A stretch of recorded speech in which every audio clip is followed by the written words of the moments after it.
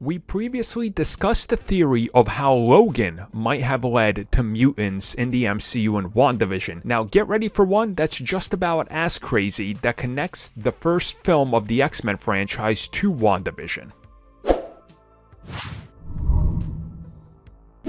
So when we look at WandaVision, there's plenty of Easter eggs towards different things that are happening in the MCU, and there's quite a few nods towards mutants and X-Men. Now, one thing that we made sure we pointed out and talked about in our audio commentary for members was Ellis Avenue and what we thought they were talking about, which could have been Warren Ellis, who worked on the comics leading to House of M. Now, there is another theory that says that maybe Ellis Avenue stands for Ellis Island.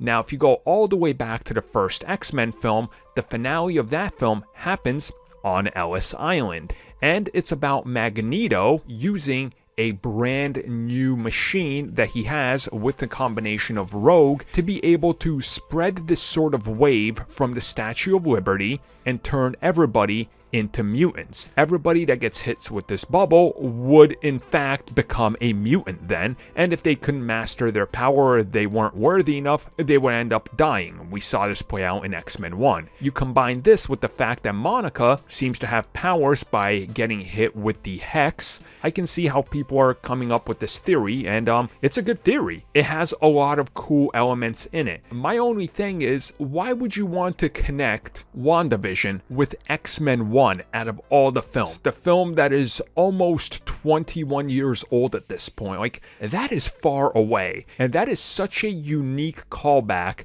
that it's honestly pretty insane. And beyond the coincidence of, I guess, the Magneto machine, what he was doing with Rogue, and the weird hex that Monica goes through, is there any other connection that can really be made here? Like, we haven't gotten any hint of like, oh my god, through some sort of magical multiverse, here's a piece of the Statue of Liberty's horn, or the torch, right? Like, something like that would need to be more prevalent as evidence, I would say. So far, we haven't had anything like that, so I don't see this being a thing. It's a cool theory, though. A great theory, in my opinion. I just don't think it's actually anything more than a cool theory. With that in mind, do you guys think there is anything here? Is there something here? Could this be it? Could this be Magneto showing up at the end? That big cameo that's been teased? Is this what it's gonna be? They're gonna fight on Ellis Island? I mean, who the hell knows at this point?